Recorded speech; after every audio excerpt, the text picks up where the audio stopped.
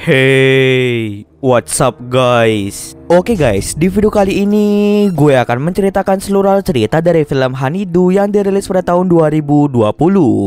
Film ini diawali dengan memperlihatkan sepasang kekasih bernama Sam dan Riley yang sedang melakukan liburan menuju ke sebuah kota terpencil.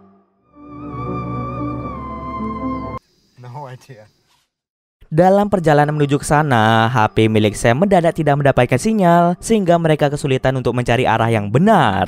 Pada awalnya, Sam berniat untuk menanyakan arah pada seorang pria, namun pria tersebut malah menatap Sam dengan tatapan aneh. Karena tak ada seorang pun yang lewat di jalan itu, dengan terpaksa Sam dan Riley membangun tenda di kebun milik seseorang dan memutuskan untuk menginap di sana karena hari sebentar lagi akan menjelang malam.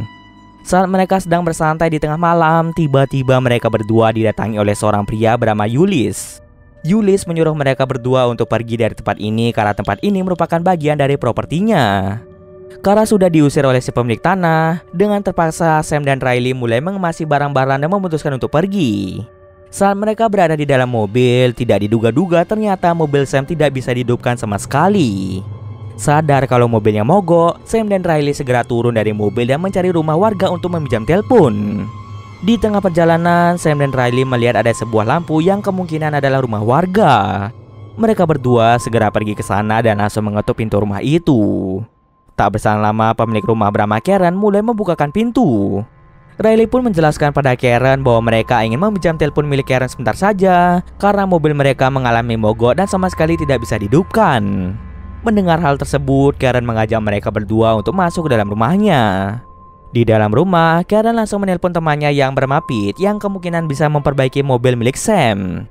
Karen memberitahu mereka bahwa Pete akan sampai ke sini sekitar 45 menitan. Sambil menunggu kedatangan Pete, Karen mengajak mereka untuk makan malam bersama-sama karena kebetulan Karen memasak banyak makanan. Karena saat itu Sam merasa sangat kelaparan, akhirnya ia dengan segera pergi ke ruang makan. Kemudian di ruang makan diperlihatkan salah seorang pria gemuk bernama Guni. Mereka berempat pun mulai makan bersama-sama. Waiter, actor. Actor, waiter. In between waiting job. Ketika sedang makan bersama, mereka melihat Guni mengalami kejang-kejang beberapa kali. My son got killed.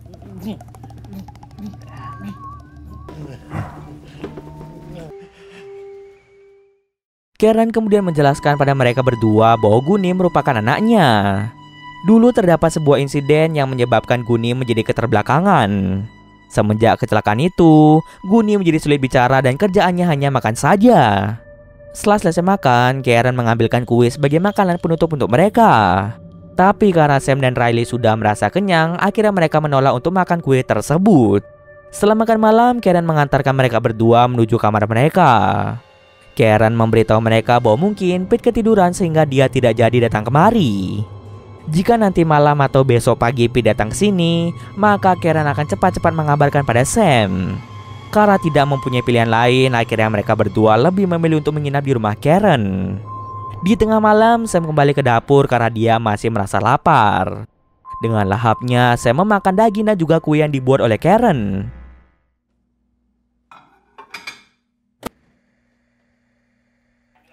Jesus. Aksinya tersebut diciduk langsung oleh Guni. Di meja makan, Guni terlihat seperti ingin mengatakan sesuatu pada Sam. Namun sayangnya, Sam sama sekali tidak mengerti ucapan dari Guni. Whoa.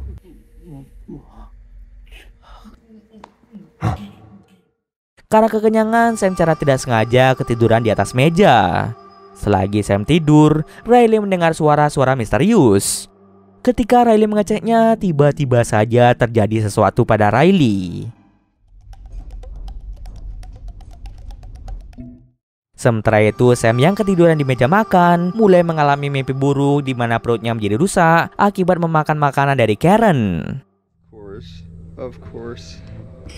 I think you're being a little bit of a letdown, Larry.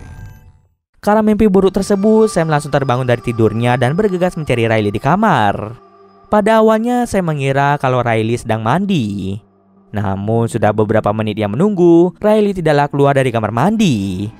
Saat Sam mengecek kamar mandi, benar saja Riley telah menghilang secara misterius.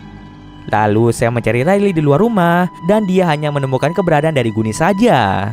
Beberapa kali Sam bertanya di mana keberadaan dari Riley, akan tetapi Goonie hanya bisa terdiam dan tidak bisa menjawab pertanyaan tersebut. Sam yang memiliki firasat buruk bahwa ada yang aneh di rumah itu, akhirnya mencoba menelpon 911 dan mengatakan pada polisi tentang pacarnya yang menghilang secara misterius. Ketika Sam ingin memberitahukan lokasinya saat ini, HP milik Sam mendadak mati akibat kehabisan baterai. Sam kemudian berkeliling di sekitar rumah Karen dan ia menemukan adanya gubuk kosong. Tanpa berlama-lama lagi, Sam masuk ke dalam sana untuk mencari Riley. Namun di sana ia hanya menemukan satu peti mati tepat di depan matanya. Tanpa disadari oleh Sam, Karen langsung membiusnya dari belakang. Ketika Sam tersadar, Sam melihat Riley yang dalam kondisi terikat sama seperti dirinya. Di sini terlihat bahwa perut Sam di bagian kanan seperti terluka dan kemungkinan besar Karen sudah mengambil ginjalnya. Tak berselang lama muncullah Yulis yang ternyata Yulis ini merupakan suami dari Karen. Berkali-kali Sam dan Riley meminta Karen untuk melepaskan mereka, namun tidak digubris oleh Karen. Disinilah semuanya terungkap bahwa sebenarnya keluarga Karen dan Yulis ini merupakan keluarga kanibal, di mana mereka sering menculik orang asing untuk ditangkap dan dijadikan makanan. Selain itu, Goonie juga merupakan korban dari Karen dan Yulis. Dulu, Goonie merupakan seorang perampok yang sangat-sangat membutuhkan uang. Kemudian Goonie nekat merampok di rumah Karen dan tanpa dia sadari, ternyata si pemilik rumah merupakan seorang psikopat yang gemar mengkonsumsi daging manusia. Lalu Karen membuat Goonie pingsan dengan menyuntikkan sesuatu ke dalam tubuh Goonie. Setelah berhasil menangkap Goonie, Goonie kemudian dibuat seperti orang keterbelakangan fisik yang tidak bisa berbicara sama sekali. Ternyata selain Goonie, Sam dan Riley terdapat satu orang lagi yang ditaruh di dalam peti mati. Dia bernama Delilah yang tangan dan kakinya sudah dipotong oleh mereka. Karena Karen mendapatkan korban baru yaitu Sam dan Riley, Karen berencana untuk memotong Goonie menjadi kecil-kecil dan dagingnya akan disimpan sebagai stok makanan untuk jangka lama. Seketika Sam dan Riley merasa sangat jijik karena ternyata daging yang mereka makan sebelumnya adalah daging manusia.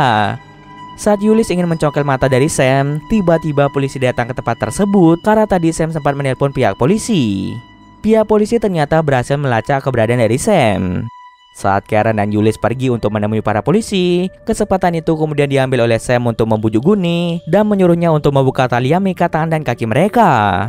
Dengan bujukan tersebut, secara perlahan Goonie melepas tali itu dari tangan dan kaki mereka. Karena ginjal di perut Sam sudah diambil, menyebabkan Sam kesulitan untuk berjalan. Maka dari itu, setelah mereka bebas, Sam menyuruh Goonie untuk menggendong Riley menuju ke tempat yang aman, sedangkan dirinya akan menghadapi Karen dan Yulis agar tidak mengejar Goonie.